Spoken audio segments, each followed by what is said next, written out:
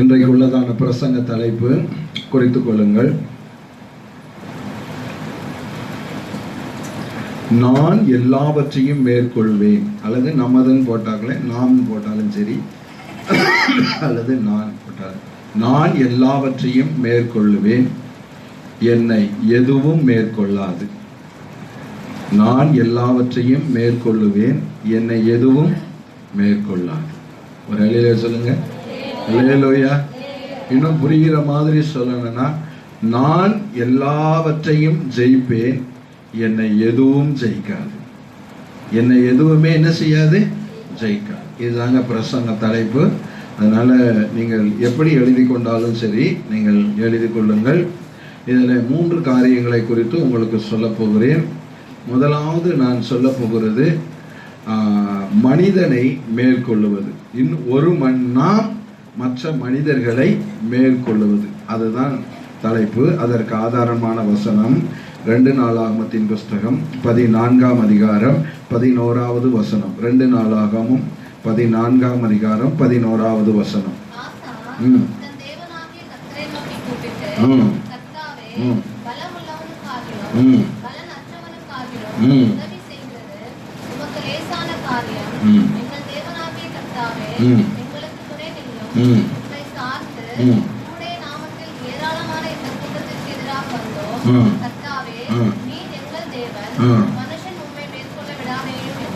மனுஷன் உம்மை மேற்கொள்ள விடாதேயும். அல்லேலூயா.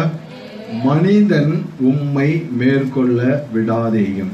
தேவனுடைய பிள்ளைகளே, இப்பொழுது ஒரு சண்டை வந்திருக்கிறது, யுத்தம் வந்திருக்கிறது. இந்த யுத்தம் யார் யாருக்கு யுத்தம் என்று சொன்னால், இஸ்ரவேல் ஜனங்களுக்கும் எத்தியோப்பியாவில் இருக்கிற அந்த ராஜாவுக்கும் இடையில்தான் யுத்தம்.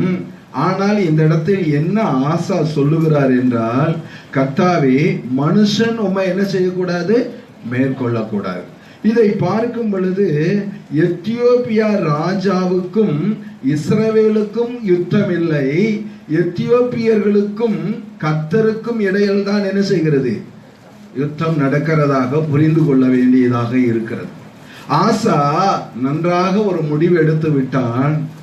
இவர்கள் எனக்கு விரோதமாய் யுத்தம் பண்ண வரவில்லை, நான் ஆராதிக்கிற ஆண்டவருக்கு விரோதமாய் யுத்தம் பண்ண வருகிறார்கள் என்று தன் இருதயத்திலே அவன் தீர்மானித்து கொண்டான். இப்பொழுதும் நான் முதல் படியை நான் சொல்லுகிறேன். தேவனுடைய பிள்ளைகளே, உங்களுக்கு விரோதமாய், ரட்சிக்கப்பட்ட ஜனமே, உங்களுக்கு விரோதமாய் ஒருவன் எழும்பி உங்களுக்கு தீமை செய்ய ஒருவன் வருவானானால், அவன் உங்களுக்கு விரோதமாய் வரவில்லை. யாருக்கு விரோதமாய் வருகிறான்? உங்களுக்குள்ளே இருக்கிற தேவனுக்கு விரோதமாய் யுத்தம் பண்ண வருகிறான். அல்லேலூயா. இவன் என்னிடத்தில் சண்டைக்கு வருகிறான் என்று சொல்லுகிறதை விட, எனக்குள் இருக்கிற தேவனிடத்தில் இவன் சண்டைக்கு வருகிறான். இவன் என்னை ஏமாற்றுகிறான் என்று சொல்லுகிறதை விட, எனக்குள் இருக்கிற தேவனை அவன் என்ன செய்கிறான்? ஏமாற்றுகிறான். நான் தோற்று போவேன், ஆனால் எனக்குள் இருக்கிற தேவன் என்ன செய்ய மாட்டார்? தோற்று போக மாட்டார். சொல்ல முடியுமா? இன்றைக்கு நீங்கள் அப்படி சொல்ல முடியுமா? ஒன்றை நான் உங்களை கேட்கிறேன், உங்களுக்குள் தேவன் இருக்கிறாரா? உங்களுக்குள் தேவன் இருக்கிறார்? உங்கள் தேவனாகிய கர்த்தர் உங்கள் நடுவிலே இருக்கிறாரா? உங்கள் இருதயத்தில் இருக்கிறாரா? உங்க உள்ளத்தில் இருக்கிறாரா?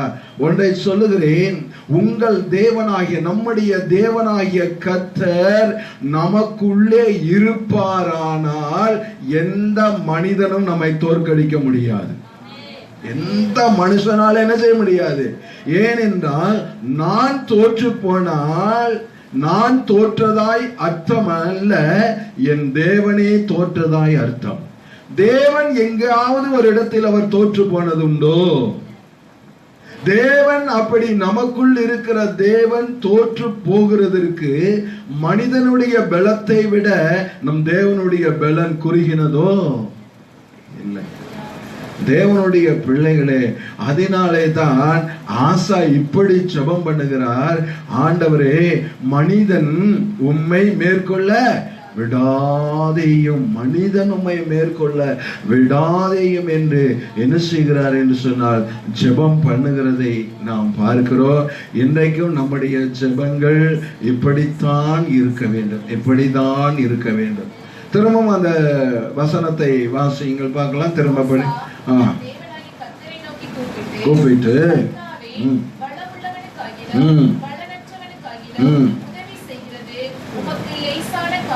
போதும் சார். இப்பொழுது ஆசா என்ன ஜெபிக்கிறார் என்று சொன்னால், பலன் உள்ளவனுக்கும் நீர்தான் உதவி செய்ய வேண்டும், பலன் இல்லாதவனுக்கும் நீர்தான் உதவி செய்ய வேண்டும். இப்பொழுது நாங்கள் பலன் இல்லாதவர்களாய் இருக்கிறோம். நாங்கள் எப்படி இருக்கிறோம்? பலன் இல்லாதவர்களாய் இருக்கிறோம். ஏன் அப்படி சொல்லுகிறேன் என்று சொன்னால், யூதாவிலேயே பட்டயம் பிடிக்கத்தக்கவர்கள் ஏறக்குறைய 5 லட்சம் பேர். ஆனால் எத்தியோப்பியாவில் இருந்து வந்திருக்கிற ஜனங்களோ எண்ணிக்கைக்கு அடங்காத ஜனங்கள். ஒரு நபர் 10 பேரிடத்தில் போய் சண்டை போடுவது முடியாத காரியம். ஏனென்றால் 10 பேருடைய பலன் இந்த ஒருவனை வீழ்த்தி விடும். இதை போலதான் நாங்கள் ஒரு ஆள் எப்படி 10 பேரோடு சண்டை போடுகிறது முடியாதோ, இதே போல நாங்கள் கொஞ்ச ஜனங்கள், நாங்கள் பலவீனமானவர்கள், எங்களுக்கு பலன் இல்லை. 10 பேருடைய பலன் ஒருவனுக்கு இருக்காது. அதனாலே இந்த ஒருவன் என்ன நினைக்கிறான் என்றால், இந்த 10 பேரை நான் ஜெயிக்க வேண்டுமானால் எனக்கு 11 பேருடைய பலன் தேவை. ஆனால் இந்த 11 பேருக்கு எங்கே நான் போகிறது, 11 பேருக்கு நான் எங்கே போகிறது என்று அவன் நினைக்கும் பொழுது இவன் என்ன செய்கிறான் என்று சொன்னால், ஆண்டவரிடத்திலே உதவி கேட்கிறான். அல்லேலூயா. யாரிடத்தில் உதவி கேட்கிறான்? ஆண்டவரிடத்தில் உதவி கேட்கிறான். ஒரு ஆண்டவருடைய பலன் இந்த உலகத்தில் இருக்கிற அத்தனை மனுஷனுடைய பலத்தை விட மிஞ்சினது. அல்லேலூயா. இந்த உலகத்தில் இருக்கிற கோடி கோடி மனுஷனுடைய பலனை பார்க்கிலும் நம்ம ஒரே ஒரு ஆண்டவருடைய பலன் எப்படிப்பட்டது? பெரியது. அல்லேலூயா, அல்லேலூயா. இப்பொழுது பலன் இல்லாத எனக்கு, பலன் இல்லாத அந்த 10 லட்சம் பேரை நாங்கள் எதிர்க்கிறதற்கு பலன் இல்லை. இந்த பலன் இல்லாத எங்களுக்கு நீர் என்ன செய்ய வேண்டும்? அப்படியே போட்டிருக்கு அதுல, உதவி செய்ய வேண்டும். நீர் எனக்கு என்ன செய்யணும்? உதவி செய்ய வேண்டும். இப்பொழுது நான் உங்களுக்கு அடுத்த காரியத்தை சொல்றேன். யாரெல்லாம் ஆண்டவரே எனக்கு உதவி செய்யும் என்று கேட்கிறார்களோ, அப்படி கேட்டு ஆண்டவர் உதவி செய்ய வந்துட்டாரோ, அவர்களை யாராலும் ஜெயிக்க முடியாது. உங்களை யாராலுமே ஜெயிக்க முடியாது. பயங்கர பிரச்சனை, பக்கத்து வீட்டுக்காரங்கிட்ட பயங்கர பிரச்சனை, கம்பெனியில பிரச்சனை, ரோட்ல பிரச்சனை, தொழில பிரச்சனை, சொந்தக்காரர்கள் இடத்துல பிரச்சனை. நீங்கள் உங்கள் சொந்தக்காரரை ஜெயிக்க வேண்டுமானால், சொந்தக்காரர்கள் உங்களை ஜெயிக்காமல் நீங்கள் அவர்களை ஜெயிக்க வேண்டுமானால், உன் எதிரி உன்னை ஜெயிக்காமல் நீ எதிரியை ஜெயிக்க வேண்டுமானால், நீங்க செய்ய வேண்டிய ஒரே ஒரு காரியம், ஆண்டவரை உங்களுக்கு உதவியாக கூப்பிட வேண்டும். அல்லேலூயா. யார உதவியா கூப்பிடணும்? ஆண்டவரை உதவியா நீங்க கூப்பிட்டா போதும். அவன் எவ்வளவு பெரிய ஆளா இருந்தாலும் சரி, அது எவ்வளவு பெரிய இராணுவமா இருந்தாலும் சரி, அது எவ்வளவு பெரிய யுத்த வீரனா இருந்தாலும் சரி, உங்களை அவர்களால் என்ன செய்ய முடியாது? ஜெயிக்க முடியாது. இன்றைக்கு இஸ்ரவேலுக்கும் பக்கத்து நாடுகளுக்கும் சண்டை நடக்கிறது. 1960க்கு மேல ஏதோ ஒரு நாடு, ஒரே நேரத்துல 7-8 நாடுகள் அந்த நாட்டுக்கு விரோதமாய் சண்டைக்கு கூடிவிட்டார்கள்.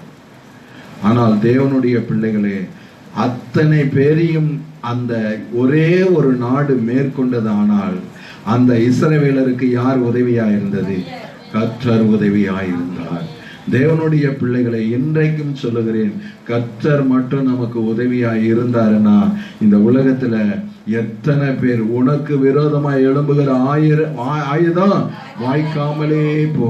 உன் பக்கத்தில் 1000 பேரும் உன் வலது பக்கத்தில் 10,000 பேரும் விழுந்தாலும் அது உன்னை அணுகாது. உன் கண்களால் மட்டுமே 1000 பேர் வந்துட்டாங்கன்றது கண்ணால மட்டும்தான் பார்ப்பீங்களே தவிர, ஆனா உங்களுக்கு ஒண்ணுமே நேரிடாது. ஏன் தெரியுமா? கர்த்தர் உங்களுக்கு எப்படி இருக்காரு? உதவியா இருக்கிறார். அவரே உதவி செய்கிற அந்த தேவனா இருக்கிறார். இன்னும் கூட அதே வசனத்தை இன்னொரு முறை படிங்களே. அதுல இன்னொரு 2 காரியம் இருக்கு. அதை சொல்லி நம்ம கடந்து போயிடுவோம்.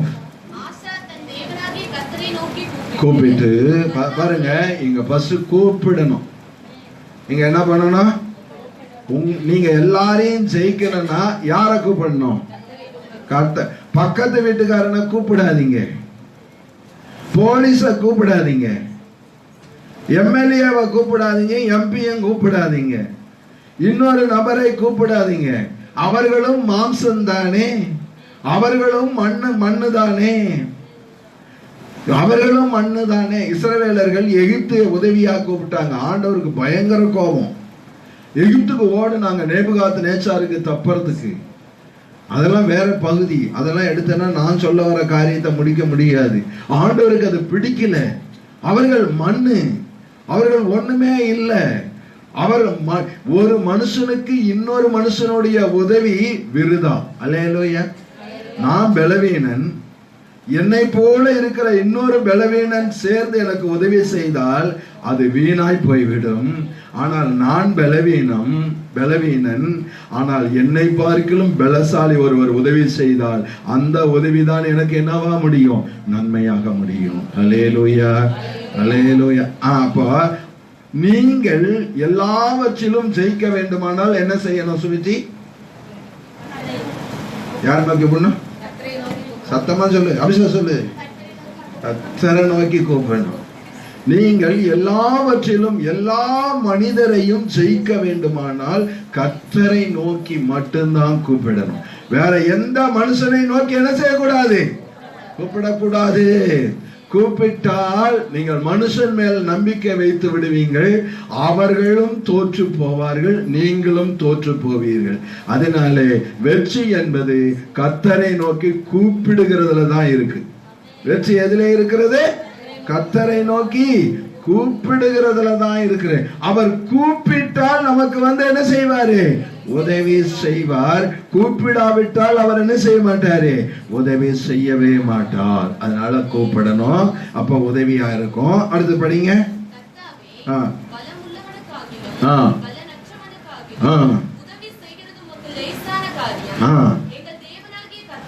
எங்கள் தேவனாகிய கர்த்தாவே.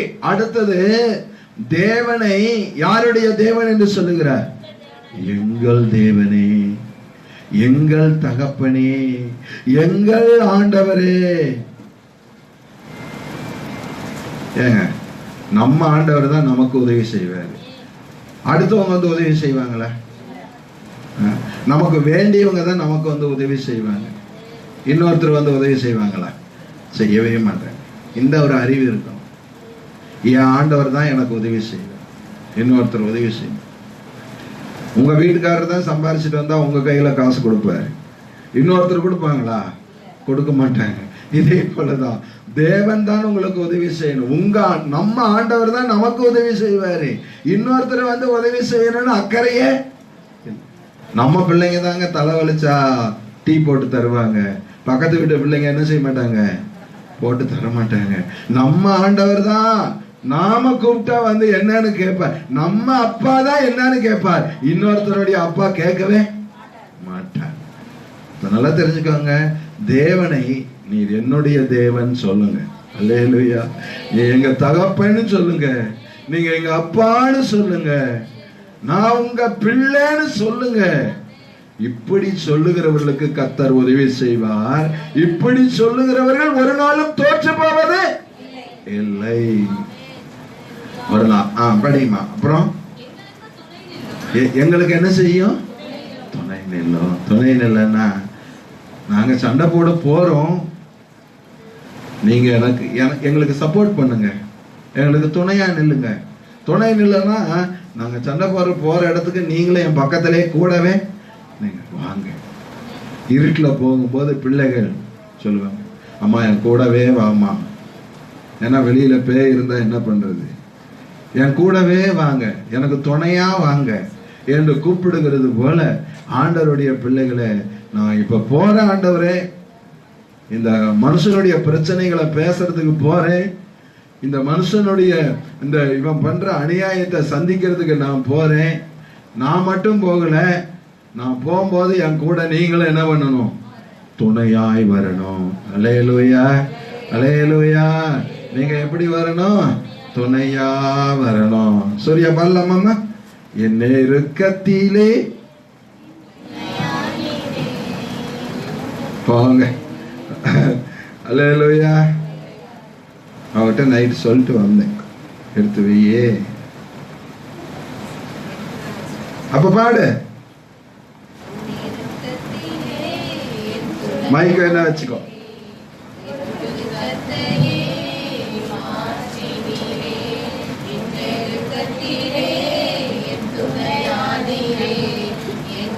கர்த்தையே நீர் மாற்றினரே, வேறு துணையே இல்ல, நீர் விலகவில்லை, உன் கரமோ கைவிடவே இல்ல, வேறு துணையே இல்ல, நீர் விலகவில்லை, உன் கரமோ கைவிடவே இல்லை.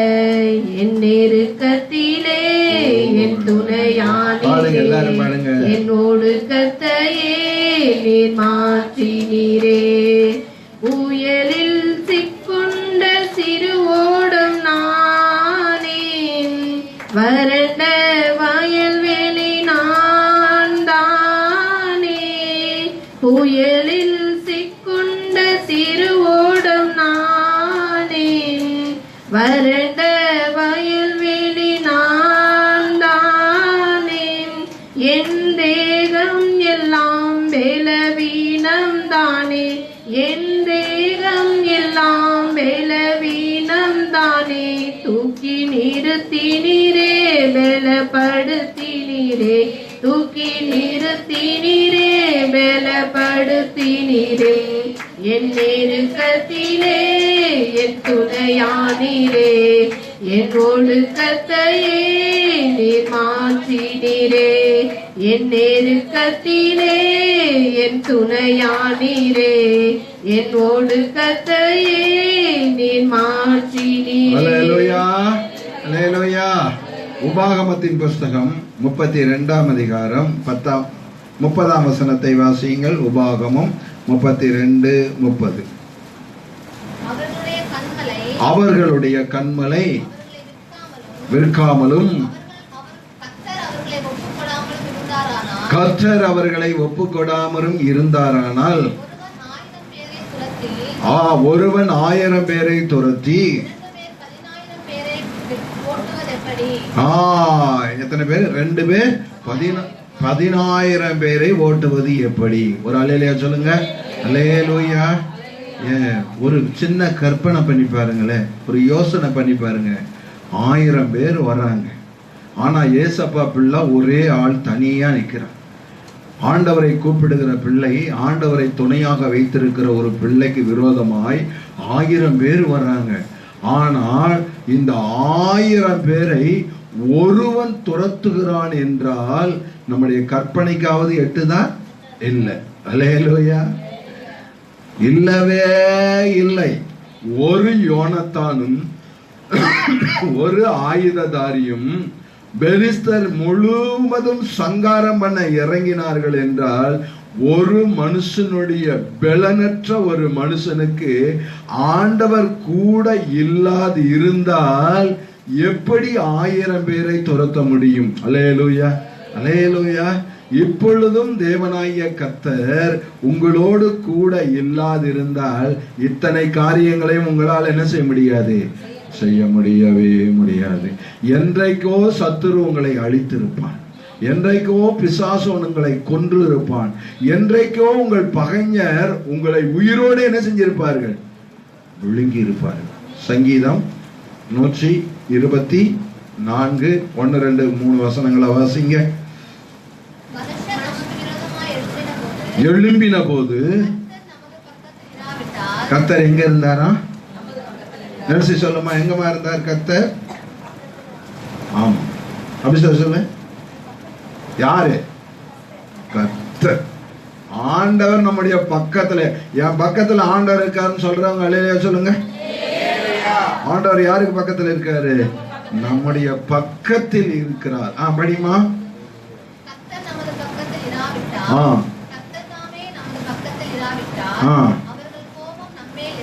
அவர்கள் கோபம் நம்மே அப்படி எரியுதான், நெருப்பு பிடிச்சு எரியிற மாதிரி கோபம் எரியுது. எரிகையில்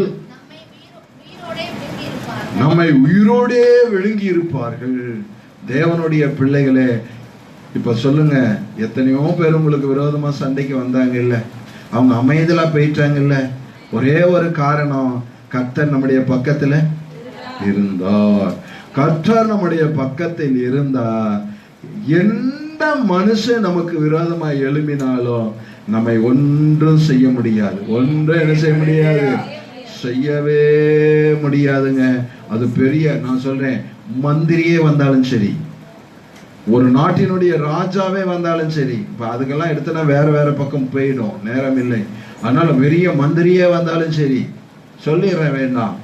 இந்த இது யூதர்களுக்கு விரோதமாய் ஆமான் எழும்பினா, ஆமானே எழும்பினா, அவன் மந்திரி, ஆமானே எழும்பினாலும் சரி, பெரிய ராஜாக்களே எழும்பினாலும் சரி, தாவீதுக்கு விரோதமாய் சவுல் ராஜா, இஸ்ரவேலின் ராஜாவே எழும்பினாலும் சரி, அல்லது எந்த மனுஷன் எழும்பினாலும் சரி, யார் எழும்பினாலும் சரி, தேவனுடைய பிள்ளைகளே, ஆண்டவர் மட்டும் நம்முடைய பக்கத்துல இருந்தாருன்னா நம்மளை யாராலையும் எதையுமே என்ன செய்ய முடியாது, செய்யவே முடியாது.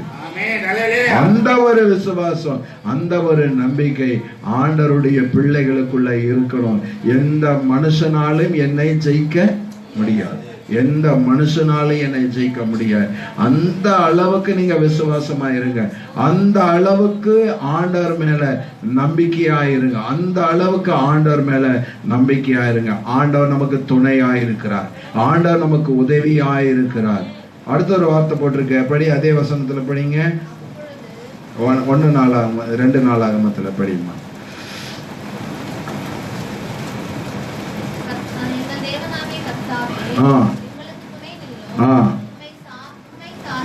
யாரை சார்ந்து? உம்மை சார்ந்து, உம்மை சார்ந்து, உம்மை சார்ந்து, உம்முடைய நாமத்தில். யாருடைய நாமத்தில்? இயேசுவின். தாவீது சொல்லும்போது சொன்னாரு, நீ நிந்திக்கிற இஸ்ரவேலின் ராணுவங்களின் தேவனாகிய கர்த்தருடைய நாமத்தினாலே வருகிறேன். அல்லேலூயா. நீ நிந்திக்கிற, நீ அவமானப்படுத்துகிற அந்த நாமத்தினால நான் வரேன் அப்படின்னு. அப்படிமா?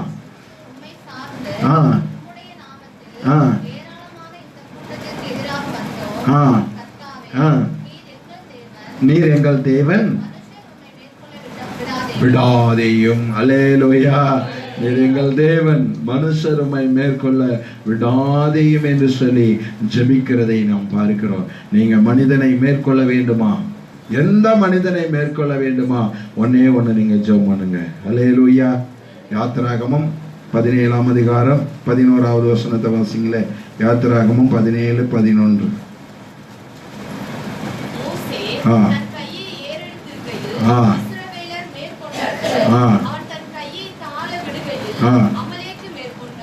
பாருங்க, மோசே தன் கையை உயர்த்தி இருக்கையில் இஸ்ரவேலர்கள் என்ன செய்தார்கள்? மேற்கொண்டார்கள். மோசே தன் கையை தாழ விடுகையில் யார் மேற்கொண்டது? யார் மேற்கொண்டது? அமலேக்கியர் மேற்கொண்டாரு. இப்ப நான் சொல்றேன், நாம் கர்த்தருக்கு நேராய் நம்முடைய கண்களையும் கைகளையும் உயர்த்தும் போது நம்முடைய எதிரி விழுவான். அல்லேலூயா, அல்லேலூயா. நாம கர்த்தருக்கு நேராய் நம்முடைய கண்களையும் நம்முடைய இருதயத்தையும் நம்முடைய கைகளையும் வானத்தையும் பூமியை உண்டாக்கின கர்த்தருக்கு நேராக நம்முடைய கைகளை உயர்த்துங்கள். உங்கள் கைகள் கர்த்தருக்கு நேராய் உயர்த்தப்பட்டு இருக்கும் பொழுது உங்களுக்கு எதிரடியாய் வருகிற எதுவாய் இருந்தாலும் சரி அது கீழே விழுந்து விடும். அல்லேலூயா. கோலியாத்தா இருந்தாலும் விழுவான், பிரச்சனைகளா இருந்தாலும் விழும், போராட்டங்களா இருந்தாலும் விழும், அது எதுவா இருந்தாலும் அது கீழே என்ன செஞ்சிடும்? விழுந்தே போயிடும். தேவனுடைய பிள்ளைகளே, மோசையை போல கரங்களை உயர்த்துகிற ஒரு ஊழியக்காரன் வேண்டும். மோசையை போல கர்த்தருக்கு நேராய் கரங்களை உயர்த்துகிற ஒரு தேவனுடைய பிள்ளை வேண்டும். உங்கள் குடும்பத்துக்காக மோசையை போல ஆண்டவர் சமூகத்திலே உயர்த்துகிற ஒரு மனிதன் வேண்டும். அமலேக்கியன் என்ன அவ்வளவு பெரியவனா? உங்களை விட வேண்டுமானால் அவன் பெரியவனா இருக்கலாம், உங்களுடைய தேவனை விட அவன் பெரியவன் அல்ல. அல்லேலூயா. உலகத்தில் இருக்கிறவனிலும் எங்களில் இருக்கிறவர் எப்படிப்பட்டவர்? பெரியவர்.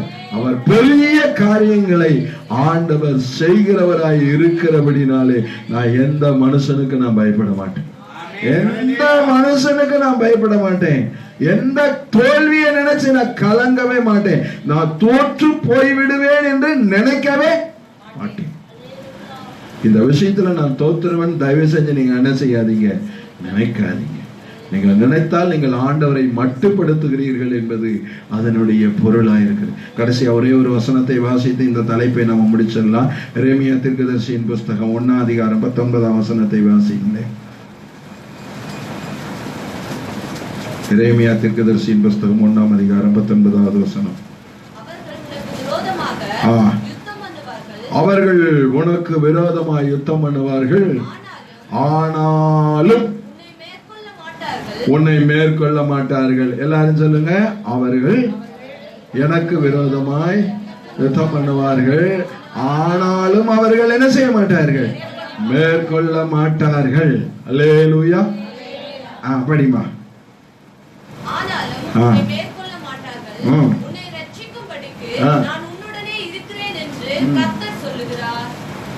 உன்னை காப்பாற்றும்படிக்கு, அவர்கள் கையிலிருந்து விடுதலையாக்கும்படி, உன்னை தொடாதபடிக்கு, உன்னை காப்பாற்றுகிறதற்கு நான் உன்னுடனே இருக்கிறேன். அல்லேலூயா. தேவன் யாரோடு இருக்கிறார்? என்னோடு இருக்கிறார். அல்லேலூயா. அதனால இதுதான் நம்மை மனிதன் மேற்கொள்ள முடியாது.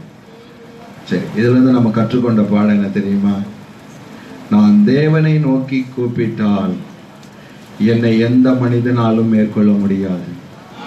தேவன் என்னோடு இருந்து எனக்கு துணையா இருந்தால் எந்த மனிதனாலும் என்னை மேற்கொள்ள முடியாது.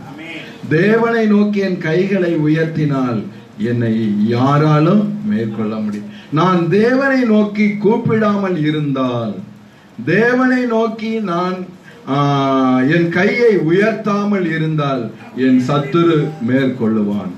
நான் தேவனை நோக்கி கூப்பிட்டால் நான் மேற்கொள்ளுவேன். இதுதான் நாம் கற்றுக்கொண்ட.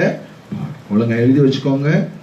நான் தேவனை நோக்கி கூப்பிட்டு தேவனை சார்ந்து நான் இருப்பேனானால் நான் மேற்கொள்ளுவேன்.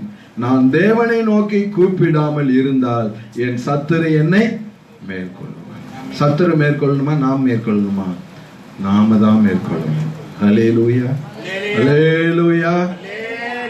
ஜெயம் கொடுக்கும் தேவன் கோடி கோடி ஸ்தோத்திரம், வாழ்வளிக்கும் இயேசு ராஜாவுக்கு வானாரெல்லாம் ஸ்தோத்திரம். ஜெயம் கொடுக்கும் தேவனுக்கு கோடி கோடி ஸ்தோத்திரம், வாழ்வளிக்கும் இயேசு ராஜாவுக்கு வானாரெல்லாம் ஸ்தோத்திரம். அல்லேலூயா.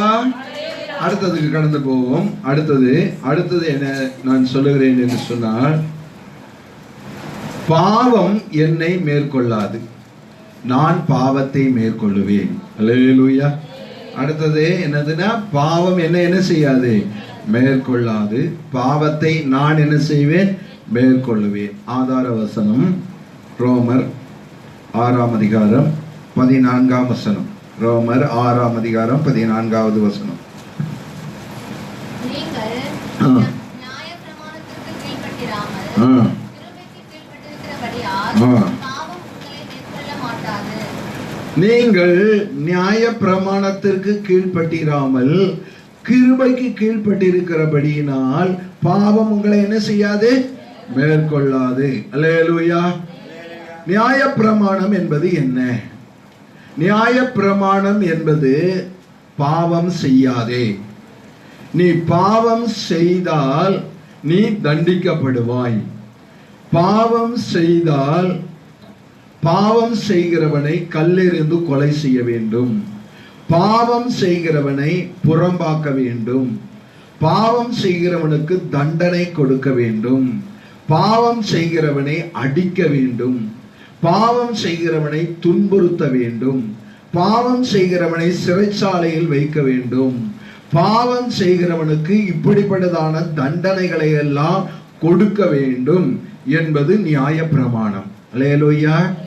இப்பொழுது இந்த நியாய பிரமாணத்திற்கு கீழ்ப்பட்டிருக்கிறவர்கள் பாவம் செய்தால் அவர்கள் கீழ்ப்பட்டிருக்கிற அந்த நியாய பிரமாண சட்டத்தின்படியே அவர்களை தண்டிக்க வேண்டும். அப்படி தண்டிக்கிறதுனாலே அவர்கள் திரும்பவும் பாவம் செய்யாமல் இருப்பார்களா? தண்டனை ஒரு மனிதனை பாவத்திலிருந்து தடுக்குமா? தடுக்காது. அல்லேலூயா. தண்டனை ஒரு மனுஷனை பாவத்திலிருந்து என்ன செய்கிறது இல்லை? தடுப்பது இல்லை. அப்படி ஒருவேளை தண்டனை பாவத்திலிருந்து மனிதனை தடுக்குமானால் இன்றைக்கு இந்தியாவிலே திருடர்கள் இருக்க மாட்டார்கள், கொலைக்காரர்கள் இருக்க மாட்டார்கள். ஏன் என்று சொன்னால் அவர்களை போலீஸ் கைது செய்கிறது, கொண்டு போய் சிறைச்சாலையில் வைக்கிறார்கள், ஜாமீனிலே வெளியே வருகிறார்கள். ஆனால் அவர்கள் திருந்துகிறது இல்லை. திருடன் திருந்துகிறது இல்லை. கொலைகாரன் அதிலிருந்து திருந்துகிறது இல்லை. கொலைகாரன் திருந்துகிறது இல்லை. ஒரு விபச்சாரக்காரன் அதிலிருந்து அவன் திருந்துகிறது இல்லை. ஒரு அநியாயக்காரன் திருந்துகிறது இல்லை. ஏமாற்றுக்காரன் திருந்துகிறது இல்லை. அரசாங்கம் எவ்வளவோ தண்டனையை கொடுக்கிறது. ஆனால் அத்தனை தண்டனைகளை கண்டும் அவன் திருந்துகிறதே இல்லை. அதனால்தான் ஆண்டவர் சொன்னாரு, என்ன சொன்னார்னா, நியாய பிரமாணத்திற்கு நீ கீழ்ப்பட்டு இருந்தால் அந்த தண்டனை உன்னை திருத்தவே திருத்தாது, அல்லது நீ அதிலிருந்து அந்த பாவத்தை உன்னால் மேற்கொள்ளாமல் இருக்க முடியாது. ஆனால் நீ நியாய பிரமாணத்துக்கு கீழ்ப்பட்டிராமல் எதற்கு கீழ்ப்பட்டு இருக்கணும்? கிருபைக்கு கீழ்ப்பட்டு. கிருபைக்கு நீ கீழ்ப்பட்டு இருப்பாயானால் பாவம் உன்னை என்ன செய்ய முடியாது? மேற்கொள்ள முடியாது. அதை தான் உங்களுக்கு நான் இன்றைக்கு விளக்கமா சொல்ல போறேன். சட்ட திட்டம் ஒரு மனுஷனை பாவத்தை ஜெயிக்க வைக்காது. ஆனால் கிருபை பாவத்தை என்ன செய்ய வைக்கும்? ஜெயிக்க வைக்கும். கிருபை பாவத்தை ஜெயிக்க வைக்கும். இப்போ உதாரணத்துக்கு சொல்லுகிறேன். ஒரு மனிதன் பாவம் செய்து விட்டான். ஒரு மனிதன் பாவம் செய்து விட்டான். அவனுக்கு இப்பொழுது கிருபை கிடைக்கிறது. அவனுக்கு கிருபை கிடைத்தால் பாவம் செய்த மனிதனுக்கு அடுத்தது என்ன கிடைக்கும்? என்ன கிடைக்கும்? தண்டனையா கிடைக்கும். கிருபை கிடைச்சாமா மன்னிப்பு கிடைக்கும். அல்லேலூயா. கிருபை கிடைத்தால் என்ன கிடைக்கும்? மன்னிப்பு கிடைக்கும். இப்பொழுது அந்த மன்னிப்பு கிடைத்த உடனே இந்த கிருபை எதனால் கிடைக்கிறது என்றால் தேவன் மனுஷன் மேல் வைத்த அன்பினால் தான் கிருபை கிடைக்கிறது. அல்லேலூயா.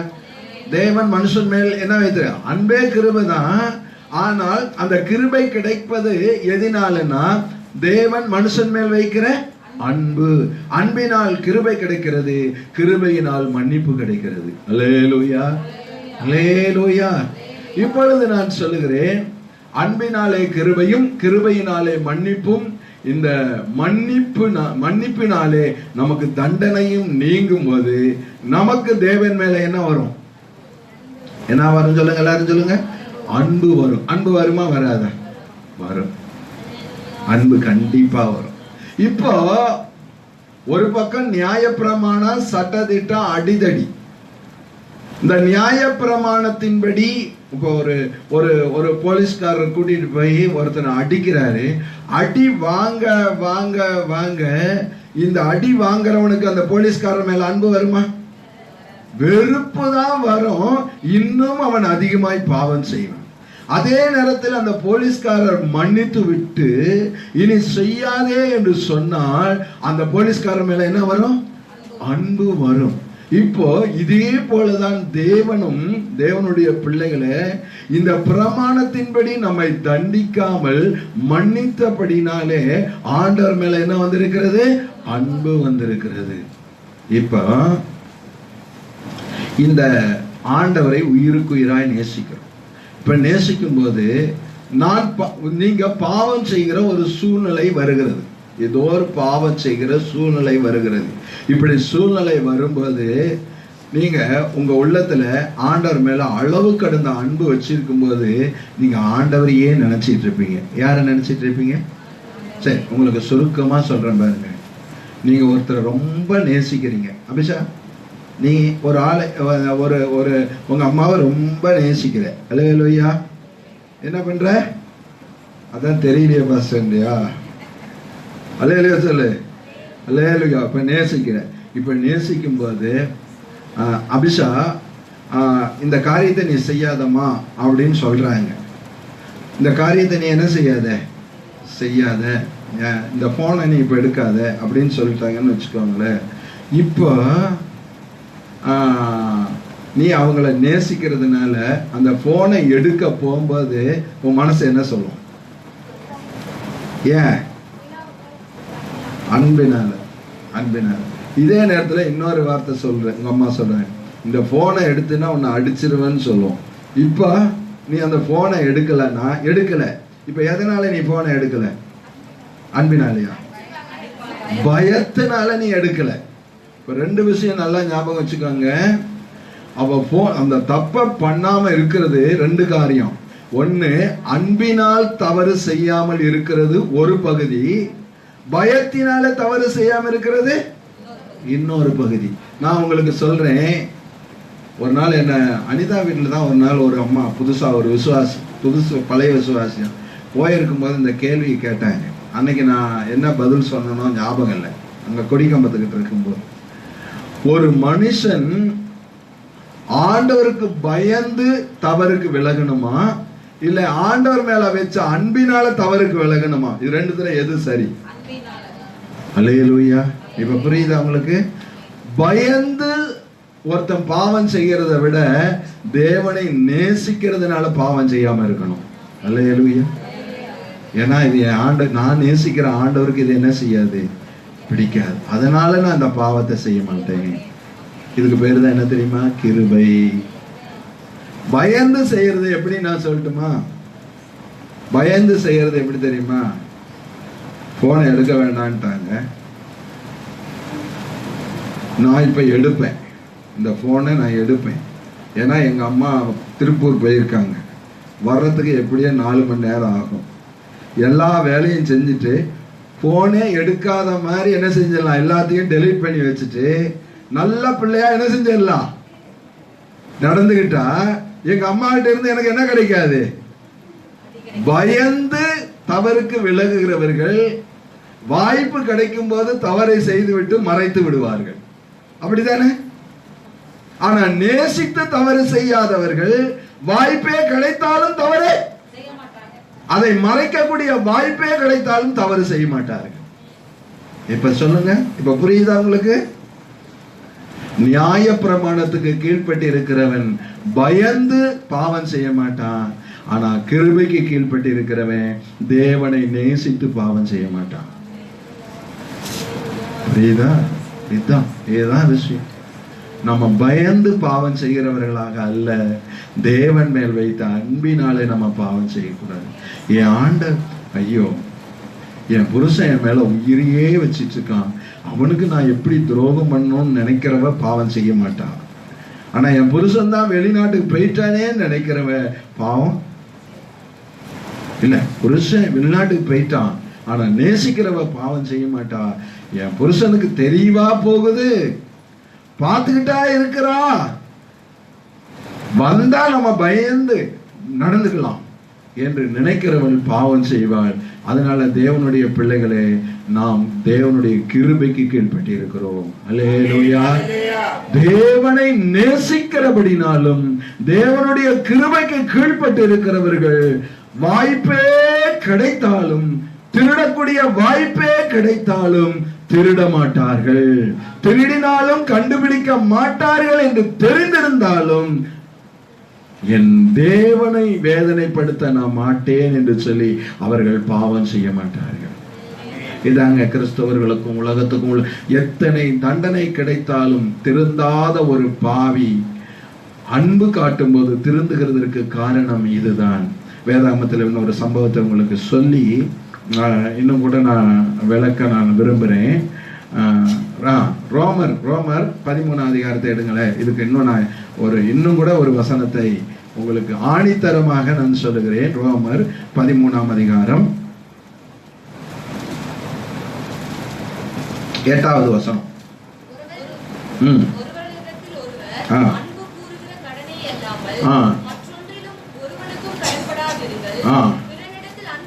நல்லா கவனிச்சுக்கோங்க. பிறனிடத்தில் அன்பு கூறுகிறவன் நிறைவேற்றுகிறான். அடுத்தது எப்படி என்றால் விபச்சாரம். இப்போ ஒரு பெண் விபச்சாரம் செய்கிறான், ஆனா தாம் புருஷனிடத்தில் அன்பு கூர்ந்தால் அவ விபச்சாரம் செய்வாளா? செய்ய மாட்டான். விபச்சாரம் படிமா. அடுத்தது செய்யாதிருப்பாயாக, கொலை செய்யாதிருப்பாயாக, களவு செய்யாதிருப்பாயாக, சொல்லாதிருப்பாயாக, இச்சியாதிருப்பாயாக. இந்த கற்பனைகளும் வேற எந்த கற்பனையும் உன்னிடத்தில் நீ அன்பு கூறுகிறது போல பிறனிடத்திலும் அன்பு கூறுவாயாக என்கிற ஒரே வார்த்தையிலே அடங்கி இருக்கிறது அன்பானது. இப்ப நான் ஒரு ஆளை நேசிக்கிறேன்னு வச்சுக்கோங்களேன், அவன் பொருளை நான் திருடுவனா? எதனால திருட மாட்டேன்? பயந்தா. அவங்க மேல வச்ச அன்பினால நான் திருட மாட்டேன். நான் ஒருத்தரை நேசிக்கிறேன்னு வச்சுக்கோங்க, இப்போ நேசிக்கிறேன்னு வச்சுக்கோங்களேன், ஒரு சகோதரன் நேசிக்கிறேன், நான் அவன் மேல அன்பு வச்சிருந்தா அவங்களுடைய மனைவிய வேற எண்ணத்தோட பாப்பனா? ஏன்? அவன் மேல் வைத்திருக்கிற அன்பு. இப்ப புரியுதா உங்களுக்கு? இந்த வசனம் புரியுதா? அன்பு அன்பு. நான் ஒருத்தர் மேல அன்பு வச்சிருந்தா அவனுக்கு விரோதமா நான் பொய் சாட்சி சொல்லுவேனா? சொல்ல மாட்டேன். இந்த கற்பனைகள் எல்லாம் எதுல அடங்கி இருக்கு தெரியுமா? இச்சையாதிருப்பாயாக, களவு செய்யாதிருப்பாயாக, இதெல்லாம் எதுல அடங்கி இருக்குன்னா, உன்னிடத்தில் நீ அன்பு கூறுவது போல பிறனிடத்திலும் அன்பு கூறுவாயாக. உன்கிட்ட நீ அன்பு கூறு. எப்படி அன்பு கூறு? நான் நல்லா இருக்கணும், என் பிள்ளைங்க நல்லா இருக்கணும், என் பொருள் திருடு போக கூடாது, என் வீட்டுக்காரர் தப்பு பண்ணக்கூடாது, நான் நல்லா இருக்கணும் என்று நீ நினைக்கிறது போல நீ மற்றவர்களிடத்தில் அன்பு கூர்ந்தால் அந்த பாவத்தை நீயே என்ன செய்ய மாட்டாய்? செய்ய மாட்டாய். இதுக்கு பேர் தாங்க கிருபை. இதுதான் தேவனுடைய அன்பு, இதுதான் தேவனுடைய காரியங்கள். அதனால பயந்து, நானே இவ்வளவு நாள் அப்படிதான் நினைச்சேன், ஆண்டவருக்கு அது பழைய ஏற்பாட்டு காலத்தில் அது உண்மை. தேவனுக்கு பயந்து தீமைக்கு விலகுது, தேவனுக்கு பயந்து பொல்லாப்புக்கு விலகுதல், அது நல்லது. இது முதல் படி. தேவனுக்கு பயந்து பாவம் செய்யாம இருக்கிறது முதல் படி. ஆனால் கிறிஸ்துவுக்குள் வளர்ந்தவர்கள், கிறிஸ்துவை நேசிக்கிறவர்கள் இந்த முதல் படியை விட்டு அடுத்த ஸ்டெப்புக்கு என்ன செஞ்சிருவாங்க? வளர்ச்சி. அது பேரு அன்பினால் பாவம் செய்யாம இருக்கிறது, பயந்து அல்ல. வெளிப்படுத்தல ஒரு வசனம் இருக்கு இல்லையா? பரலோகத்துக்கு யார் போக மாட்டாங்க? பயப்படுறது. இந்த பயந்து பயந்து பாவம் செய்யறவன் வாய்ப்பு கிடைக்கும் போது செஞ்சிருவான். அன்பு கூர்ந்து வாழ்றவன் வாய்ப்பு கிடைத்தாலும் பாவம் செய்ய மாட்டான். அவன் தானேங்க பரலோகம் போவான். பயப்படுகிறவர்களும் அவிசுவாசிகளும் பரலோகத்துக்கு என்ன செய்ய மாட்டாங்க? பயந்து பயந்து பாவம் செய்யறவன் பரலோகம் போக மாட்டான். ஏன்னா ஒரு நாள் வாய்ப்பு கிடைச்சா செஞ்சிருவான். ஆனா அன்பு கூர்ந்து பாவம் செய்யாமல் இருக்கிறவன் அவன் தாங்க மேலே. இன்னொரு வசனம் சொல்லட்டுமா? யோவான் சுவிசேஷம் 8ஆம் அதிகாரம். இது உங்களுக்கு எல்லாம் தெரிஞ்ச சம்பவம் தான், அப்படியே மேற்கோள் காட்டிட்டு போயிடுறேன். 8ஆம் அதிகாரம் 11ஆம் வசனத்தை வாசிங்களேன். என்றார். ம். இயேசு அவளை நோக்கி, ம். நானும் உன்னை ஆக்கினைக்குள்ளாக தீர்க்கிறதில்லை. ஆ. நீ போ, ஆ. இனி பாவம் செய்யாதே என்றார். இப்போ இந்த விபச்சார ஸ்திரீய அங்க இருந்த ஊர்ல இருந்ததான அந்த யூதர்கள் எல்லாம் எதற்காக பிடித்துட்டு வந்தாங்க? அதுக்காக பிடிச்சிட்டு வந்தாங்க. பிடிச்சிட்டு வந்து என்ன செய்யறதுக்காக பிடிச்சிட்டு வந்தாங்க? கல்லெறிஞ்சி கொல்றதுக்காக. அப்ப பிடிச்சிட்டு வரும்போது அவளுடைய மனநிலைமை எப்படி இருந்திருக்கும்? கொஞ்ச நேரத்தில் எல்லாம் பிடிச்சிட்டாங்க, எல்லாரும் பார்த்துட்டாங்க, ஒளிஞ்சு ஒளிஞ்சு தப்பு செஞ்சிருப்பான், பிடிச்சிட்டாங்க. இப்ப எல்லாரும் சேர்ந்து நம்மளை கொல்ல போறாங்க. இன்னும் கொஞ்ச நேரத்தில் நாம என்ன செய்ய போறோம்? சாக போறோம். கல் அடி எப்படிதான் வாங்குறது? சீக்கிரம் உயிர் போயிட்டா பரவாயில்லையே, அவள் இனிமே இந்த உலகத்துல நம்ம வாழவே முடியாது, இந்த உலகத்தை நம்ம பார்க்கவே முடியாது என்று அவள் வேதனையோடு கண்ணீரோடு கூட்டிட்டு வர அத்தனை பேர் மேலேயும் அவன் பயங்கர கோபமா இருந்திருப்பான், பயங்கர வெறுப்பா இருந்திருப்பான், இப்படி எரிச்சலா இருந்திருப்பான். அந்த வேதனையோடு தான் அவன் வந்திருப்பான். ஆனா இங்க வந்த உடனே, ஆண்டவர்கிட்ட வந்த உடனே நிலைமையெல்லாம் தலைகீழ மாறிடுச்சு. எல்லாரும் போயிட்டாங்கன்னு இயேசுநாதர் போகல. இவர் தான் நம்மளை கல்லெறிய போறார் போல இருக்குன்னு அவ பயந்து நின்றுட்டு இருக்கும் பொழுது ஆண்டவர் சொன்னாரு, நானும் உன்னை ஆக்கினைக்குள்ளாக என்ன செய்ய மாட்டேன், தீர்ப்பதில்லை. இனிமேல் என்ன செய்யாத சொல்றேன். இந்த வார்த்தையை கேட்டு போய் அவ பாவம் செஞ்சிருப்பாளா? செஞ்சிருக்கவே மாட்டாள். அல்லேலூயா. காரணம் என்ன தெரியுமா? மன்னிப்பு. காரணம் என்ன தெரியுமா? அந்த கல்லெறியாத இயேசுவின் மேல் வைத்த அன்பு. கல்லெறியாத இயேசுவின் மேல் வைத்த அன்பு. இதே மனுஷனுக்கு பயந்த ஒரு பெண்ணு திரும்ப பாவம் செஞ்சா, அவளை குறித்து நான் சொல்லி தரேன், கேளுங்க. ஸ்தோத்திரம். 1 சாமுவேலின் புஸ்தகம் 28ஆம் அதிகாரம் 9ஆம் வசனத்தை வாசிங்களேன். 1 சாமுவேலின் புஸ்தகம் 28ஆம் அதிகாரம் 9. இது மனுஷனுக்கு பயந்தது. அதற்கு அந்த ஸ்திரீ சவுல் அஞ்சனம் பார்க்கிறவர்களையும் குறி சொல்லுகிறவர்களையும் தேசத்தில் இராதபடிக்கு நிர்மூலமாக்கின செய்தியை அறிவீரே. பாருங்க, இவ அஞ்சனம் பார்க்காம விட்டது எதுக்காக? இல்ல கர்த்தருக்கு பயந்தா? இல்ல கர்த்தருடைய கட்டளைக்கு பயந்தா? இல்ல கடவுள் மேல வச்ச அன்பினாலேயா? ராஜா தன்னை கொன்று போடுவான் என்று சொல்லி பயந்துதான் அஞ்சனம் பார்க்காம இருந்தா. புரியுதா? புரியுறவங்களே சொல்லுங்க. அப்ப நிறைய பேருக்கு புரியல போல இருக்கு. ராஜாவின் கட்டளைக்கு பயந்து அஞ்சனம் பார்க்கிற தொழிலை விட்டவள் இந்த ஸ்திரீ. ஆனால் கடவுள் மேல் வைத்த அன்பினாலே விபச்சார தொழிலை விட்டவள் அந்த ஸ்திரீ. புரியுதா உங்களுக்கு? படிக்கிடுச்சு.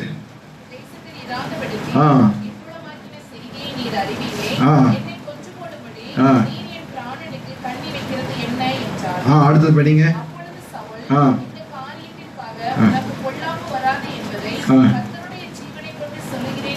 பாத்தீங்களா? இனிமே இதுல சாக மாட்டேன்னு சொன்ன உடனே இவ திரும்ப என்ன பண்றா? அதே தப்பு பண்றா. புரியுதா உங்களுக்கு? நீ சாக மாட்டேன்னு இவன் உறுதி கொடுத்துட்டா திரும்ப அதே தப்ப செய்கிறான். இவள் மனம் திரும்பினவளா? இல்லை, இவள் மனம் திரும்பவில்லை. தேவனுடைய பிள்ளைகளே, அதனால நான் உங்களுக்கு சொல்றேன், கட்டளையை விட நீங்க கடவுள் மேல் வைக்கிற அன்பினால பாவம் செய்யாதீங்க. கட்டளையை விட கடவுள் மேல் வைக்கிற அன்பினால நீங்க என்ன செய்யாதீங்க? பாவம் செய்யாதீங்க. இதுல இருந்து நீங்க கற்றுக்கொள்கிற பாடம் என்ன தெரியுமா? கட்டளை என்னை திருத்தவில்லை, கிறிஸ்துவின் மேல் வைத்திருக்கிற அன்பினால் நான் திருந்தி வாழுகிறேன். கட்டளை என்னை பாவத்தை மேற்கொள்ள கொள்ளாது, கிறிஸ்துவின் மேல் வைத்திருக்கிற அன்பினாலே பாவத்தை நான் என்ன செய்வேன்?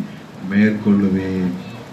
தண்டனை என்னை பாவத்தை மேற்கொள்ள வைக்காது, கிறிஸ்துவின் அன்பே என்னை பாவத்தை என்ன செய்ய பண்ணும்?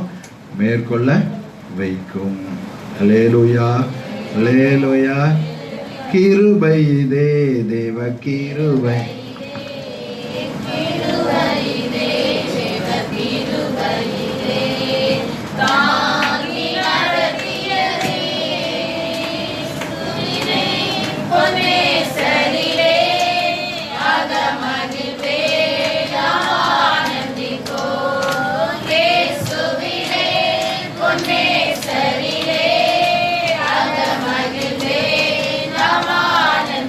அல்லேலூயா. அடுத்த தலைப்பு, அடுத்தது ஒன்றை மேற்கொள்றதை நம்ம பார்ப்போமா. எல்லாத்துக்கும் மேல நம்ம மேற்கொள்ள வேண்டிய ஒன்று உண்டு. அது பிசாசை நாம் மேற்கொள்ளணும். அல்லேலூயா. எதை மேற்கொள்ளணும்? பிசாசை நாம் மேற்கொள்ளணும். பிசாசு நம்ம என்ன செய்யக்கூடாது? மேற்கொள்ளக்கூடாது. லூக்கா சுவிசேஷம் 10ஆம் அதிகாரம் 19வது வசனத்தை வாசிங்க.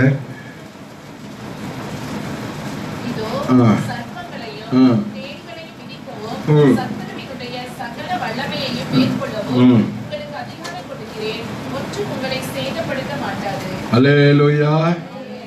பிசாசினுடைய சகல வல்லமையையும் மேற்கொள்ளுகிற அதிகாரம்.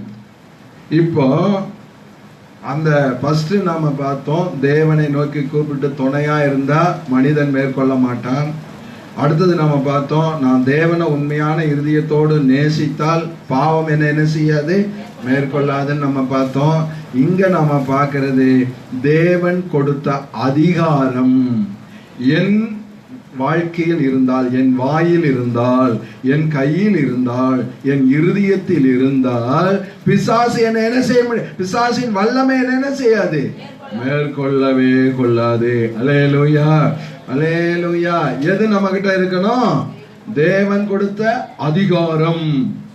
தேவன் கொடுத்த அதிகாரம் என்னது? அவருடைய நாமத்தின் மேல் விசுவாசம் உள்ளவர்களாய் அவரை ஏற்றுக்கொண்டவர்கள் எத்தனை பேரோ அத்தனை பேரும் அவருடைய பிள்ளைகளாகும்படி அதிகாரம் கொடுத்திருக்கிறார். அல்லேலூயா. இப்ப சொல்லுங்க, நமக்கு ஒரு அதிகாரம் இருக்கிறது. அது என்ன அதிகாரம்னா, நான் ராஜகுமாரன். அல்லேலூயா. யாருடைய குமாரன்? எல்லாரும் சொல்லுங்க, ராஜகுமாரன். நான் ராஜகுமாரன். அபிஷா, நீ யாரு? குமாரத்தி. அல்லேலூயா, அல்லேலூயா. ராஜகுமாரன். எந்த ராஜாவுக்கு குமாரன்? இயேசு ராஜாவுக்கு குமாரன். அவருடைய பிள்ளைகள், அவருடைய ஜனம். நான் பிசாசின் பிள்ளை அல்ல. அவர் எனக்கு ஒரு அதிகாரத்தை கொடுத்திருக்கிறார். ராஜகுமாரனுக்கு ஒரு அதிகாரம் உண்டு. அல்லேலூயா. ராஜகுமாரத்துக்கு ஒரு அதிகாரம் உண்டு. இந்த அதிகாரத்தை யார் கொடுத்தது? ராஜா கொடுத்திருக்கிறார். அல்லேலூயா. அன்னைக்கு பார்வோன் யோசேப்புக்கு ஒரு அதிகாரம், உன்னுடைய அனுமதி இல்லாமல் என் தேசத்தை சேர்ந்தவர்கள் கையையும் கூட என்ன செய்யக்கூடாது? நாவையும் அசைக்க கூடாது. அது அதிகாரம். அந்த அதிகாரத்துக்கு அவள் பவர் இருக்குன்னா, வானத்தையும் பூமி உண்டாக்கின நம்ம ஆண்டவர் நமக்கு ஒரு அதிகாரத்தை கொடுத்திருக்கிறார். அந்த அதிகாரத்தை நீங்கள் பயன்படுத்தினால் சாத்தானுடைய வல்லமை நம்மை ஒன்றுமே செய்யும். சாத்தானுக்கு ஒரு வல்லமை உண்டு. சாத்தானுக்கு என்ன இருக்கு? வல்லமை. புதிய ஆட்கள் இருந்தா நல்லா தெரிஞ்சுக்கோங்க. சாத்தானுக்கு என்ன வல்லமை இருக்குன்னா, ஒரு குடும்பத்துக்கு விரோதமா மந்திரம் பண்ணா 6 மாசத்துல அந்த குடும்பத்தை ஒண்ணும் இல்லாம ஆக்கிடுவாங்க. இது யாருடைய வல்லமை? சாத்தானுடைய வல்லமை.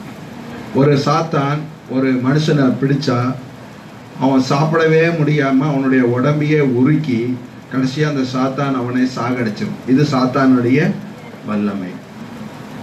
இது சாத்தானுடைய வல்லமை. நான் உங்களுக்கு சொல்லுகிறேன், ஆண்டவர் ஒரு அதிகாரத்தை உங்களுக்கு கொடுத்திருக்கிறாரு. மந்திரம் பண்றானா, மந்திரவாத ஆவி வருதா, பில்லிசூனிய ஆவி வருதா, பேயே உங்களுக்கு முன்னாடி நிக்குதா, நீங்க சொல்லுங்க, சாத்தானே, நான் இயேசுவினுடைய பிள்ளை, எனக்கு ஆண்டவர் அதிகாரம் கொடுத்திருக்கிறாரு. என்னை விட்டு, இந்த வீட்டை விட்டு, இந்த குடும்பத்தை விட்டு என்ன தூரமா நீ ஓடு. இயேசு கொடுத்த அதிகாரத்தை வச்சு சொல்றேன், நீ வெளியே போன்னு சொன்னா அந்த சாத்தான் என்ன செய்வான்? ஓடிடுவான். அல்லேலூயா.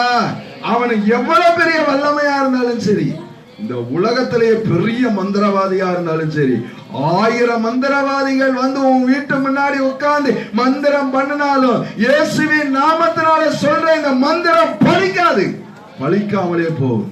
அல்லேலூயா. ஏன்னா ஆண்டவர் சொல்லியிருக்காரு, சாத்தானின் சகல வல்லமையையும் நீங்க தான் ஜெயிக்கணுமே தவிர மந்திரவாதி ஜெயிக்க முடியும். உங்களால தான் ஜெயிக்க முடியும். அவர்களால அந்த வல்லமையினால ஒண்ணுமே பண்ண முடியாது. தேவனுடைய பிள்ளைகளே, நீங்க நல்லா தெரிஞ்சுக்கோங்க, பிசாசு உங்களை ஒண்ணும் பண்ண முடியாது. ஏங்க அவன் மந்திரம் பண்ணிட்டான், என் குடும்பம் அதுல இருந்து கஷ்டம். நீ கர்த்தர் கொடுத்த அதிகாரத்தை என்ன செய்யல? பயன்படுத்தல. இப்ப நம்ம ஜோசப் ஐயா இருக்காரு, அவர் வாட்ச்மேனா இருக்காரு, அவருக்கு மேல ஒரு உயர் அதிகாரி இருக்காரு, ஒரு சூப்பர்வைசர் இருக்காரு. அந்த சூப்பர்வைசர் இப்ப ஐயாவை பார்த்து சொல்றாரு, அந்த கேட்டை திறந்து விடுன்னு. அவர் சொன்னா இவர் திறந்து விட்டுதான். ஏனென்று சொன்னால் அவர் யாரு? அதிகாரி. அந்த அதிகாரத்தை கொடுத்தது யாரு? Company owner. தேவனுடைய பிள்ளைகளே, ஒரு கம்பெனி ஓனர் கொடுத்த அதிகாரத்திற்கு கேட்டு திறக்கப்படுமானால், ஆண்டவர் கொடுத்த அதிகாரத்தை பயன்படுத்தினார் கேட் இல்ல, இந்த உலகத்தையே நீங்கள் கலக்கலாம். அல்லேலூயா. இந்த உலகத்தையே நீங்கள் கலக்கலாம். உங்களால முடியாத காரியம் ஒன்றும் இல்லை. கர்த்தர் கொடுத்த அதிகாரம் என்கிற முத்திரை உங்கள் கையில் இருக்கிறது. அதிகாரம் என்கிற மோதிரம் உங்க கையில இருக்கு. அதை பயன்படுத்த வேண்டியது உங்க பொறுப்பு. அதை பயன்படுத்த வேண்டியது உங்க பொறுப்பு. இன்னொரு காரியத்தை உங்களுக்கு சொல்லட்டுமா? இது புதுசா வந்தவங்களுக்கு நான் சொன்னது. ஆண்டவருடைய பிள்ளைகளே, இன்னொரு வல்லமை சாத்தானுக்கு இருக்கு. அந்த வல்லமை என்ன தெரியுமா? டேலண்ட், திறமை. அது என்னன்னா, சாத்தான இருக்கிற ஒரு திறமை, ஒரே ஒரு பாஸ்டர்னால ஒரு பிரசங்கம் பண்ணாரு, சாத்தான்கிட்ட இருக்கிற ஒரே ஒரு திறமை எதுன்னா பொய்யாம். என்னது? பொய் சொல்ல அவன் எப்படிப்பட்டவன்? திறமைசாலி. பொய் சொல்ல அவன் வல்லமை உள்ளவன். வஞ்சிக்கிறதுலே அவன் வல்லமை உள்ளவன். ஏமாற்றுகிறதுலே அவன் வல்லமை உள்ளவன். என்ன செய்வான்? ஏமாற்று. மனுஷனை எப்படி, எதை பயன்படுத்தி அவன் ஏமாற்றினான் தெரியுமா? வஞ்சித்து, ஏமாற்றி, பொய்ய சொல்லி. நான் உங்களுக்கு சொல்றேன், அவனுடைய பொய் சொல்லி ஏமாற்றான்ல, பொய் சொல்லி உங்களை ஏமாத்த வருவான். ரட்சிக்கப்பட்ட விசுவாசியே, உங்களுக்கு தான் நான் சொல்றேன். ஆண்டவருடைய பிள்ளைகள் என்று வாழ்ந்து கொண்டிருக்கிற தேவனுடைய பிள்ளைகளை உங்களை வீழ்த்துகிறதற்கு சாத்தான் இடத்தில் ஒரு வல்லமை இருக்கிறது. அது என்ன வல்லமைனா? வஞ்சிக்கிற வல்லமை. ஏமாற்றுகிறதிலே அவன் திறமைசாலி, பொய் சொல்லுகிறதிலே அவன் திறமைசாலி. இந்த பொய்யை பயன்படுத்தி வல்லமையாய் பிரகாசிக்கிற ஊழியக்காரனையும் அவன் ஜெயிக்கிறான். அற்புதங்களையும் அடையாளங்களையும் செய்கிற போதகர்களையும் அவன் ஜெயிக்கிறான். ஊழியத்தையும் அவன் ஜெயிக்கிறான். சபையையும் அவன் ஜெயிக்கிறான். ஆனால் இந்த வல்லமையை கண்டு இயேசுவினுடைய அதிகாரத்தை எந்த ஊழியக்காரன் பயன்படுத்துகிறானோ அவன் இந்த சாத்தானின் வல்லமைக்கு முன்பாய் தோற்று போகவே மாட்டான். தோற்று போக மாட்டான்.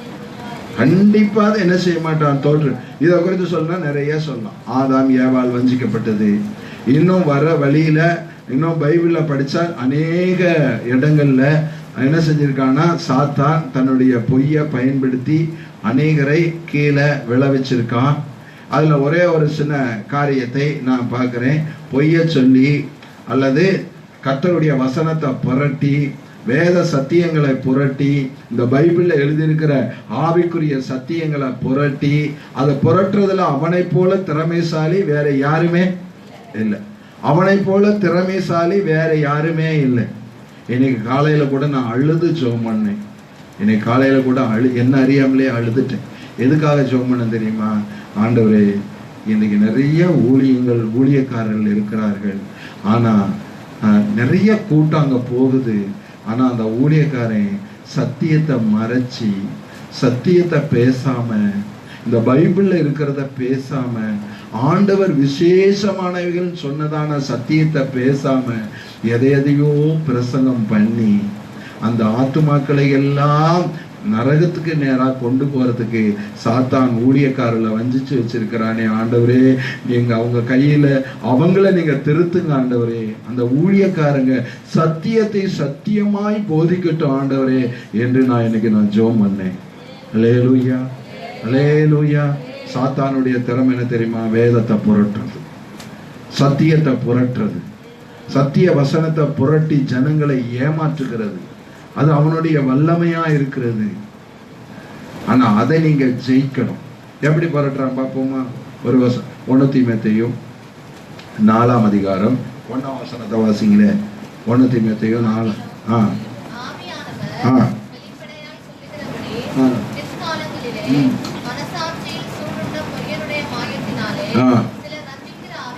எந்த ஆவிகள்? ஏமாற்றுகிற ஆவிகள். இதாங்க பிசாசு. சாத்தானுக்கு நல்லா தெரிஞ்சு போச்சு. நேரா ஒரு லேடியை பிடிச்சி ஆட்டம் ஆடி அவளை கொல்லலான்னா முடியல. ஏன்னா பேய் ஓட்டுற அநேக ஊழியர்கள் இருக்கிறாங்க.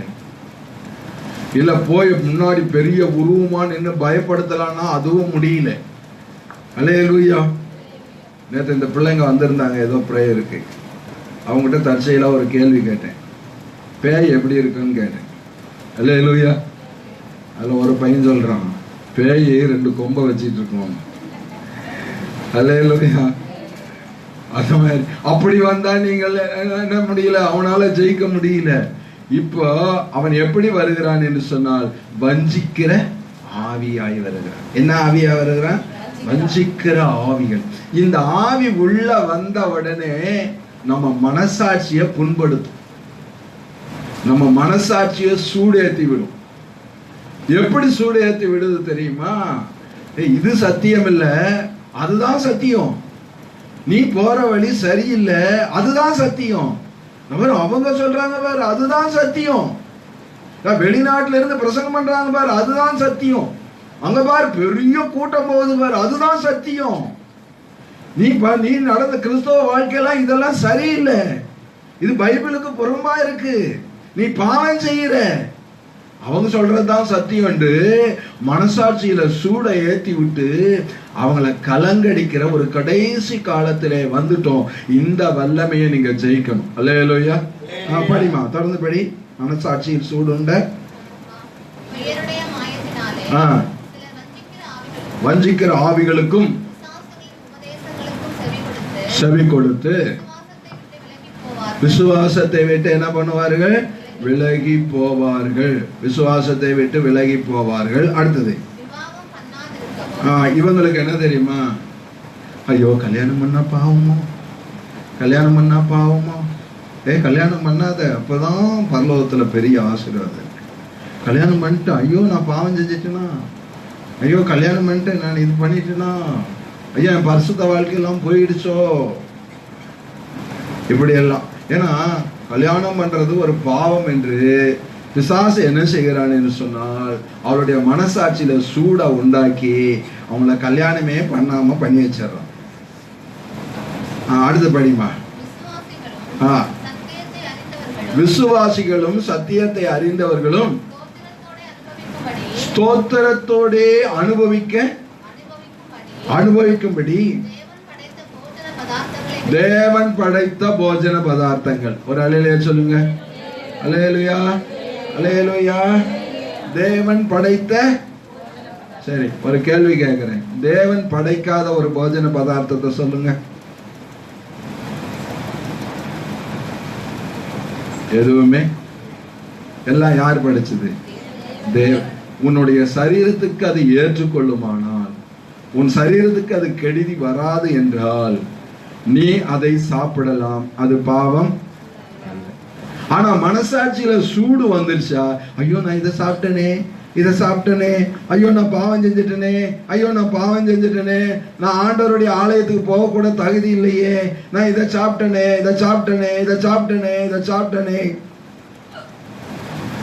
சில இடங்கள்லாம் அந்த உபதேசம் இருக்கு. இதெல்லாம் சொல்ல வந்தா சிலரை குற்றப்படுத்துற மாதிரி ஆயிடும். நீங்களே புரிஞ்சுக்கோங்க. இதை சாப்பிடாத, சாப்பிட்ட நீ பரிசுத்தம் கெட்டு போச்சு, பரிசுத்தம் கெட்டு போச்சு. எந்த வசன ஆதாரம் இருக்கிறது? எந்த வசனங்க ஆதாரம் இருக்கு? ஏதாவது இருக்கா? இதை சாப்பிட்டதுனால நீ பரிசுத்தம் கெட்டு போச்சு? ஒரு வசன ஆதாரமும் இல்லை. ஆனா எது தெரியுமா பரிசுத்தம் கெடும்? உதாரணத்தை சொல்றேன். இப்ப ஒருத்தன் நல்ல மதுபானம் பண்றான். மதுபானம் பண்ணும்போது அவனுடைய மனம் தாறுமாறானவைகளை என்ன செய்யும்?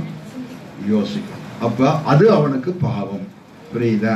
என் மனதை கெடுக்காத, என் சரீரத்தை கெடுக்காத எதுவா இருந்தாலும் தேவன் படைத்ததெல்லாம். அப்ப சத்தியத்தை மாத்தி போதிக்கிறாங்களா இல்லையா? அநேக இடங்கள்ல போதிக்கிறாங்களே, இதை செய்யாத, அதை செய்யாத, இப்படி செய்யாதே. ட்ரெஸ்ஸே கூட நான் சொல்றேன், தேவனுடைய பிள்ளைகளை நல்ல ட்ரெஸ்ஸை போடுங்க, நான் வேண்டாம்னு சொல்ல. ஆனா நான் ஒரு மாதிரி எளிமையான ட்ரெஸ்ஸை போட்டு அதுல கூட என்னை பார்க்கறவங்க என்ன அழகுன்னு என்னை ரசிப்பாங்க என் மேல ஆசைப்படுவாங்கன்னு நினைச்சு நீ சாதா ட்ரெஸ் போட்டாலும் அது என்னது? பாவம். அதே நேரத்துல நீ ஒரு அழகான ட்ரெஸ் ஆண்டவர் கொடுக்கிறாருன்னு வச்சுக்கோங்களேன், அந்த ட்ரெஸ்ஸ போடும்போது இது ஆண்டவருக்கு மகிமையா இருக்கணும், அப்படி அந்த கெட்ட எண்ணமோ சிந்தையோ உனக்குள்ள வரலன்னா நீ நல்ல ட்ரெஸ் ஒண்ணு போடுறதுல நீ ஒண்ணு பாவமே.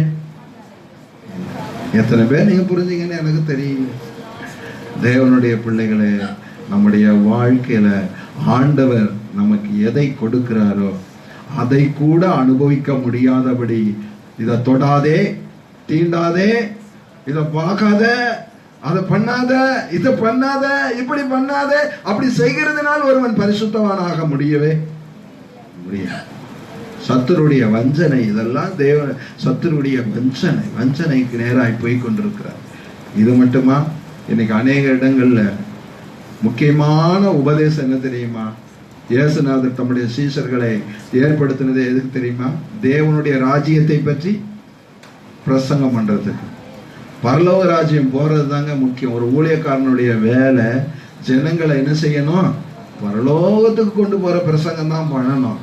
ஆனா இன்னைக்கு பண்ற பிரசங்கம்லாம் ஆண்டவர் உன்னை ஆசீர்வதிப்பார், உனக்கு அதை தருவார், இதை தருவார், இந்த பூமிக்குரியவைகளையே காட்டி காட்டி காட்டி பரலோகத்துக்குரியவைகளை மறக்க பண்ணுகிறார்கள். இதுவும் சாத்தானுடைய வஞ்சனையா இல்லையா?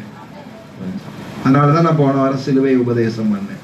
பூமிக்குரியவைகளையே காட்டி காட்டி பரலோகத்தினுடைய மகிமையின் ரகசியத்தை பாஸ்டர்மார் பிரசங்கம் பண்ணாமல் இருக்கிறது காரணம் என்னன்னா, அவர்கள் சாத்தானாலே என்ன செய்யப்பட்டார்கள்? வஞ்சிக்கப்பட்டிருக்கிறார்கள். சாத்தானாலே வஞ்சிக்கப்பட்டிருக்கிறது. கூட்டம் கூடுகிறது, ஆனால் அவனும் ரட்சிக்கப்படவில்லை, அந்த கூட்டமும் ரட்சிக்கப்படவில்லை, வீணாய் போய்கொண்டிருக்கிறது. ஆனால் இவைகளுக்கெல்லாம் தப்பனா ஒரே ஒரு வழி உண்டுக்கு தேவனுடைய பிள்ளைகளே, இந்த உபதேசம் சரியா இருக்கணும். அந்த அதிகாரம், அந்த உபதேசத்துல என்ன இருக்குன்னு தெரியுமா?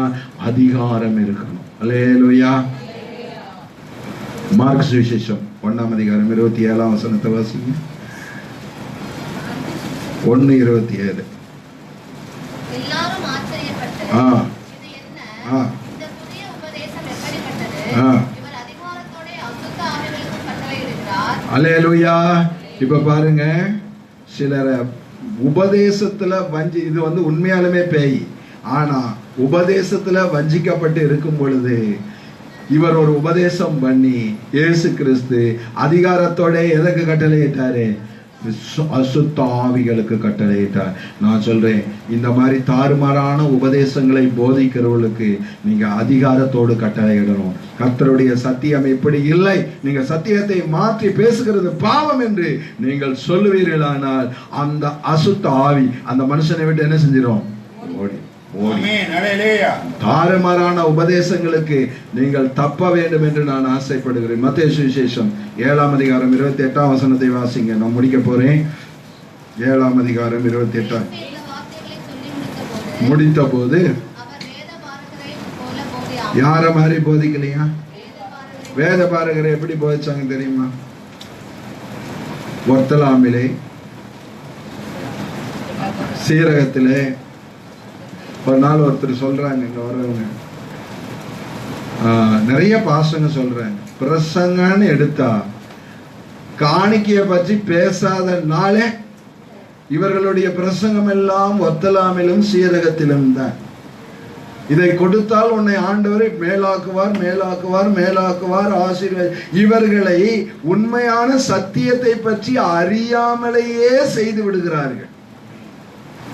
இல்லாவிட்டால் ஆடம்பரம், இல்லை என்றால் உயர்வு, இல்லை என்றால் ஆசீர்வாதம். இதையே நீ கேட்டு கேட்டு கேட்டு வாழ்வாயானால் சத்துரு வஞ்சிப்பான். ஆனா ஆண்டவராய் இயேசுனுடைய உபதேசம் வேத பாரகரை போல இல்லாமல் பரிசேயரை போல அவர் உபதேசிக்கவில்லை. அப்படி அடுத்தது, அதிகாரமுடையவராய் அவர்களுக்கு போதித்தபடியால் ஜனங்கள் ஆச்சரியப்பட்டார்கள். தேவனுடைய பிள்ளைகளே, சத்துருவாளை வழி தப்பி போகும்போது நம்ம கர்த்தர் நமக்கு ஒரு அதிகாரத்தை கொடுத்திருக்கார். கர்த்தர் நமக்கு என்ன பண்ணிருக்காரு? என்ன அதிகாரத்தை தெரியுமா? நீ உபதேசிக்கிறது தப்பு, நீ பிரசங்கம் பண்றது தப்பு, நீ பேசுற வார்த்தை தப்பு. அவர்கள் வஞ்சிக்கப்பட்டிருக்கிற விசுவாசிகள்கிட்ட சொல்லணும், நீங்க கற்றுக்கொள்கிற உபதேசம் தவறு, அது பாவம், அது உங்களை பாதாளத்துக்கு கொண்டு போகும். சாத்தான் வஞ்சிக்கிறான். கள்ள தீர்க்கதரிசிகளை கொண்டு சத்துரு இந்த கடைசி நாட்களிலே தன் வல்லமையை பயன்படுத்தி வஞ்சித்துக் கொண்டிருக்கிறான். அவனை விரட்ட வேண்டியது தேவனுடைய பிள்ளைகளே நம்முடைய வேலை. அல்லேலூயா, அல்லேலூயா. ஆண்டவர் வசனம் சொல்லி என்ன தெரியுமா சொல்லி இருக்கிறது? இந்த கல்லின் மேல் என் சபையை கட்டுவேன், பாதாளத்தின் வாசல் அதை என்ன செய்வதில்லை, மேற்கொள்வதில்லை. 2 வாசல் உண்டு.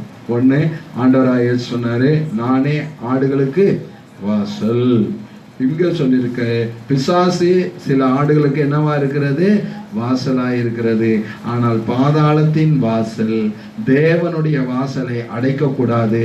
இந்த பாதாளத்தின் வாசல், இந்த பாதாளத்தின் சத்தம், இந்த பாதாளத்தின் உபதேசம் உண்மையான ஆண்டவருடைய பிள்ளைகளை வஞ்சித்து மேற்கொள்ள கூடாது. அல்லேலூயா. இப்ப நான் உங்களுக்கு சொல்லி கொடுத்தேன், பிசாசு நம்முடைய மனதையோ உபதேசத்தினாலேயோ வஞ்சகத்தினாலேயோ அவனுடைய வல்லமை வெளிப்பட்டால், கிறிஸ்து எனக்கு தந்த அதிகாரத்தினால் அதை மேற்கொள்ளுவேன். அல்லேலூயா. அல்லது குடும்பத்திலேயோ அல்லது வியாதியையோ பலவீனத்தையோ அல்லது மந்திரத்தையோ ஏவி விட்டாலும், கிறிஸ்து எனக்கு கொடுத்த அதிகாரத்தினால் அதை நான் என்ன செய்வேன், மேற்கொள். கிறிஸ்து எனக்கு அதிகாரம் கொடுத்திருக்கிறார், சாத்தான் என்னை மேற்கொள்ள முடியும். அதான் நாம கிறிஸ்து எனக்கு அதிகாரம் கொடுத்திருக்கிறார், அதனால் சாத்தான் என்ன செய்ய முடியாது, மேற்கொள்ள முடியும். நான் கிறிஸ்துவின் அதிகாரத்தை பயன்படுத்தாவிட்டால் சாத்தான் என்ன செய்வான், மேற்கொள்ளுவான். அதனால தேவனுடைய பிள்ளைகளே, சாத்தான் உங்களை மேற்கொள்ள கூடாது, நீங்க தான் சாத்தானை மேற்கொள்ளணும். எல்லாரும் ஜெபம் பண்ணுங்க.